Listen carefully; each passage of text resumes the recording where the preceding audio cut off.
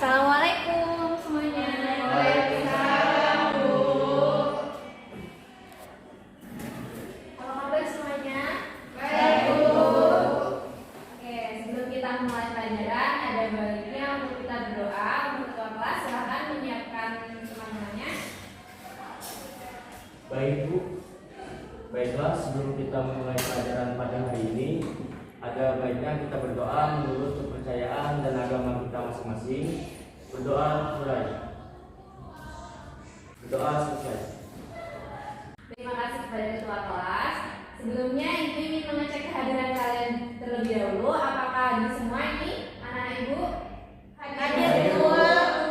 Alhamdulillah, berarti lengkap semuanya ya. Ya, Bu.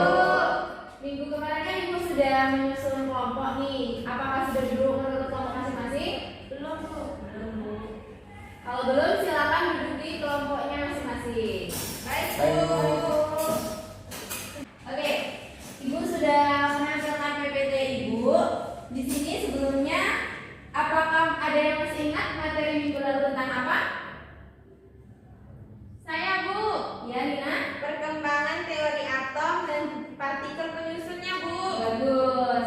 Jadi benar sekali Nina. Jadi minggu lalu kita sudah belajar mengenai perkembangan teori atom dan partikel penyusun atom. Untuk itu apakah masih ada yang ingat apa saja sih penyusun dari atom itu? Saya, Bu. Silakan kita. Nah, atom itu tersusun dari neutron, proton, dan elektron, Bu. Bagus sekali. Jadi atom itu tersusun dari elektron, neutron, dan proton. Jadi anak-anak Ibu ini masih ingat semua ya materi minggu lalu? Ya, Bu. Nah, minggu ini atau hari ini kita akan belajar mengenai konfigurasi elektron. Apakah ada anak-anak Ibu ada yang tahu apa itu konfigurasi elektron? Saya, Bu. Silakan ini. Konfigurasi elektron adalah susunan elektron-elektron di dalam suatu atom, Bu. Benar sekali. Jadi konfigurasi elektron itu penataan atau susunan dari elektron-elektron yang ada di dalam atom. Untuk itu sebelumnya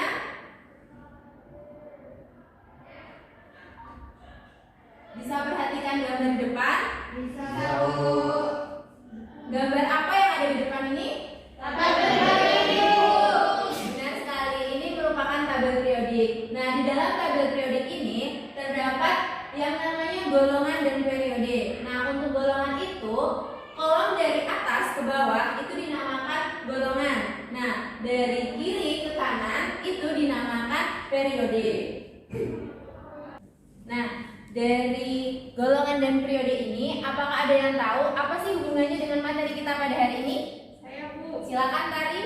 Jadi, Bu, dalam penentuan golongan dan periode didasarkan oleh konfigurasi elektron, Bu. Ya, benar sekali Tari. Jadi golongan dan periode dapat ditentukan melalui konfigurasi elektron, di mana golongan dapat ditentukan melalui orbital dari kulit dari elektron-elektron tersebut. Nah, untuk periode dapat ditentukan melalui elektron valensi atau kulit paling akhir atau konfigurasi paling akhir dalam konfigurasi sebuah elektron. Nah, dalam penulisan konfigurasi elektron dapat dituliskan dengan menggunakan mekanika gelombang. Dari penjelasan Ibu tersebut, apakah ada yang masih ingin bertanya? Ya, Bu. Silakan kita. Bu, apakah dalam konfigurasi elektron itu ada syarat atau aturan-aturan tertentu? Bagus sekali pertanyaan dari Nita. Nah, jadi dalam penulisan konfigurasi elektron itu terdapat 3 syarat atau 3 aturan. Yang pertama itu ada prinsip Abau, yang kedua ada aturan Han, dan yang ketiga ada larangan Pauli. Nah, untuk penjelasan lebih lanjutnya, Ibu akan memberikan kalian sebuah LKPD yang nanti akan kalian kerjakan per kelompok, dan di mana di dalam LKPD itu terdapat pertanyaan-pertanyaan yang nantinya akan kalian jawab, dan nanti akan bisa menjawab pertanyaan dari kita tadi. Nah, sekarang Ibu akan membagikan LKPD yang nantinya isinya adalah soal-soal yang akan kalian jawab bersama teman-teman kelompok kalian. Nah, Ibu akan membebaskan kalian untuk mencari berbagai informasi sesuai dengan tujuan dari pembelajaran kita, yaitu Ibu harapkan siswa-siswa Ibu dapat mencari informasi dari berbagai sumber dan nantinya akan disampaikan dan dijelaskan kepada teman-teman kalian. Oke, Ibu bagikan sekarang ya. Baik, Bu.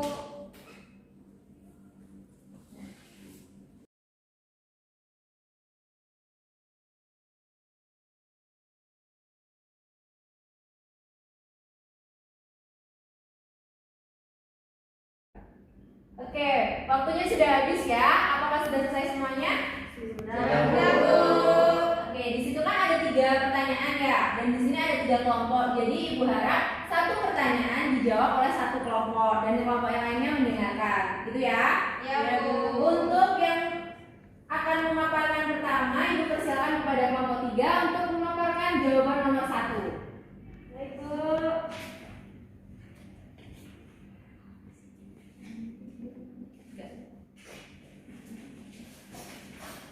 Baiklah Bu, kami dari perwakilan kelompok 3 akan menjawab soal nomor 1, di mana soal nomor 1 jelaskan aturan konfigurasi elektron menurut prinsip Aufbau. Nah, Aufbau artinya membangun. Menurut prinsip Aufbau, elektron di dalam suatu atom berada di dalam kondisi yang stabil bila berada dalam orbital atom dengan tingkat energi yang terendah. Oleh karena itu, pengisian elektron dimulai dari orbital dengan tingkat energi terendah ke tingkat energi yang tertinggi. Nah, berdasarkan jumlah energi yang dimiliki setiap orbital, urutan pengisian orbital oleh elektron berdasarkan aturan Aufbau dapat digambarkan dengan diagram di atas. Nah, berdasarkan diagram tersebut dapat disusun konfigurasi elektron dengan urutan sebagai berikut: 1s2, 2s2, 2p6, 3s2, 3p6, 4s2, 3d10, 4p6, 5s2, 4d10, 5p6, 6s2, 4n14, 5d10, 6p6, 7s2, 5n14, 6d10, dan 7p6. Nah, penulisan konfigurasi elektron dapat disingkat berdasarkan konfigurasi elektron gas mulia atau golongan 8A. Nah, caranya itu dengan menuliskan lambang unsur gas mulia di dalam kurung yang sesuai dengan nomor atomnya, kemudian diikuti konfigurasi sisanya. Nah, di sini dapat teman-teman lihat, di sini merupakan konfigurasi elektron gas mulia. Ini gambar konfigurasi elektron gas mulia. Nah, dari gambar tersebut kelompok kami memiliki contoh yaitu 11Na, di mana konfigurasi elektronnya itu 1s2, 2s2, 2p6, 3s1, dan 10Ne.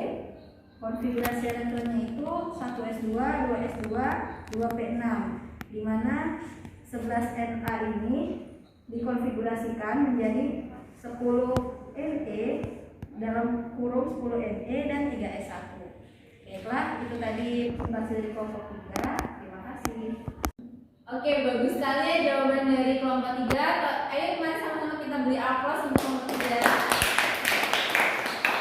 Kelompok 3 sudah memaparkan jawabannya dengan lengkap. Juga ada contohnya tadi ya. Kalian semua sudah melihatnya kan? Ya, Bu. Oke, untuk selanjutnya, untuk pertanyaan nomor 2, Ibu persilakan kepada kelompok 1 untuk menjawabnya.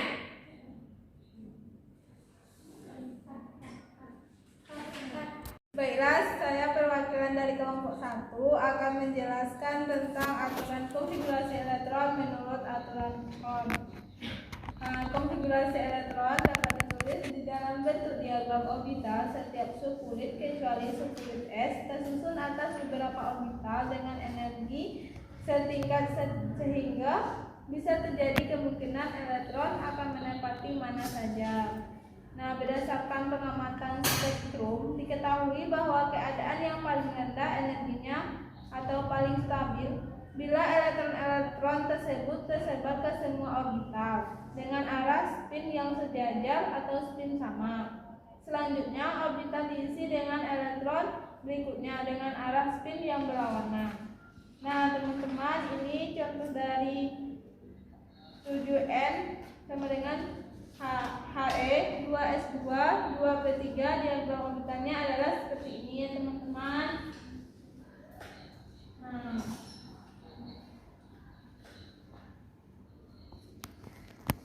Baik, sekian dari kelompok 1. Assalamualaikum warahmatullahi wabarakatuh. Waalaikumsalam warahmatullahi wabarakatuh. Baik, terima kasih kepada kelompok 1. Mari kita beri tepuk tangan yang sangat meriah untuk kelompok 1 yang sudah memaparkan jawabannya.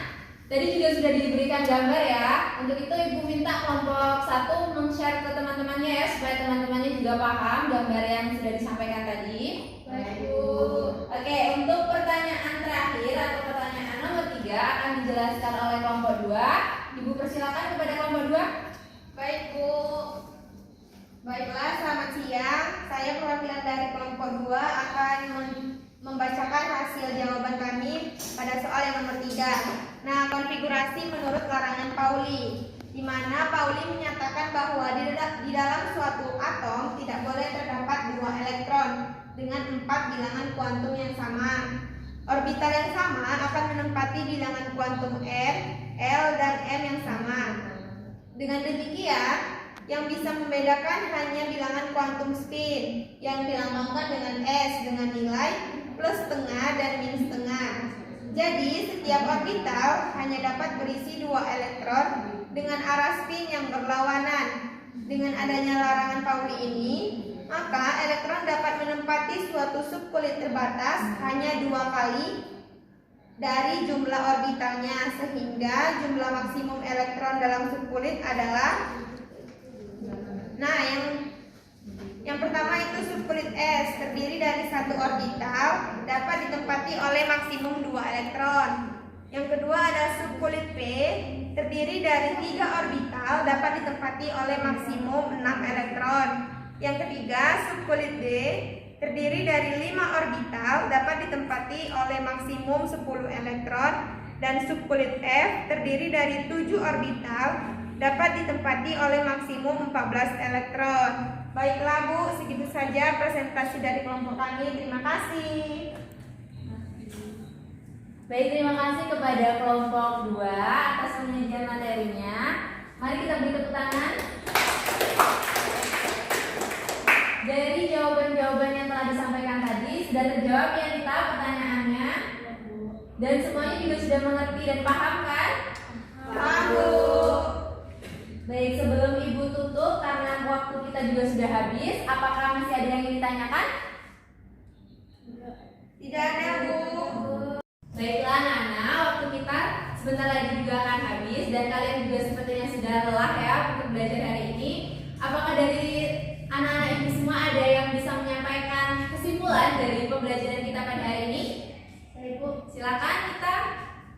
Dari pembelajaran hari ini dapat disimpulkan bahwa aturan konfigurasi elektron itu ada 3. Yang pertama prinsip Gauss yang menyatakan bahwa konfigurasi elektron mengisi elektron dimulai dari orbital dengan tingkat energi terendah ke tingkat energi tertinggi. Kemudian ada aturan Wood yang mengatakan keadaan stabil pada suatu elektron diisi dengan arah spin yang sama pada setiap elektron, baru dilanjut dengan arah spin yang berlawanan. Dan yang terakhir ada larangan Pauli yang menyatakan di dalam suatu atom tidak boleh terdapat 2 elektron dengan 4 bilangan kuantum yang sama. Oke, baik, terima kasih atas penyampaian kesimpulannya dari Nita.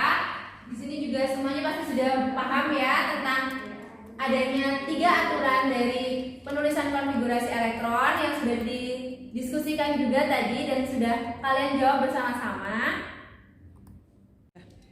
Sebelum Ibu tutup, Ibu akan memberikan tugas kepada kalian dan nanti akan Ibu share lewat WA dan Ibu akan kirimkan ke ketua kelas dan nanti ketua kelas akan membagikan ke kalian. Paham semuanya? Baik Bu. Oke, mungkin cukup sekian pembelajaran kita hari ini. Kita tutup dengan bacaan hamdalah bersama-sama. Alhamdulillahirobbilalamin. Baik, terima kasih atas partisipasinya hari ini. Ibu akhiri, wassalamualaikum warahmatullahi wabarakatuh.